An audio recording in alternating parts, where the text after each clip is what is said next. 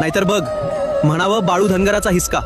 मामांनी फक्त एक वाक्य बोललं आणि पुढच्या क्षणी मृत्यू डोळ्यांसमोर उभा राहिला. 1946 साल, कोलेवाडी, कापशीजवळ.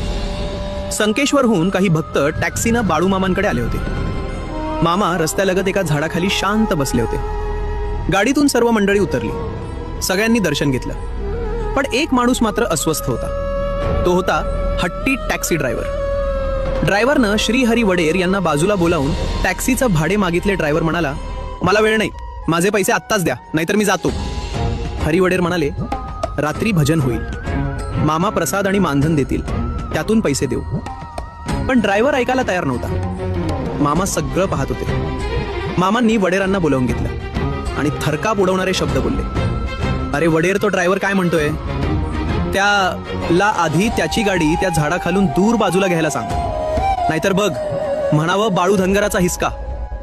हे ऐकताच ड्रायव्हर घाबरला. त्यानं लगेच गाडी चालू केली आणि झाडापासून थोडी दूर नेऊन थांबवली. आणि क्षणातच कडाड, त्या बाभळीच्या झाडाची मोठी फांदी तुटून खाली कोसळली. जर गाडी तिथेच असती तर पूर्णपणे चिरडली गेली असती. त्यामुळे आपली गाडी मोडून जाण्याचे संकट मामांनी घालविले याची ड्रायव्हरला प्रत्यक्ष प्रचिती आली.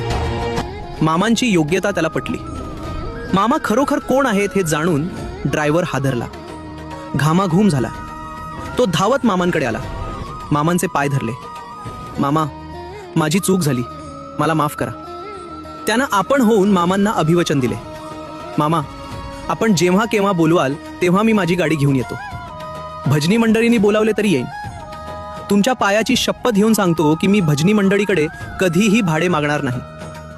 बाळू मामांवर श्रद्धा असेल तर सबस्क्राईब करा आणि व्हिडिओला लाईक करा.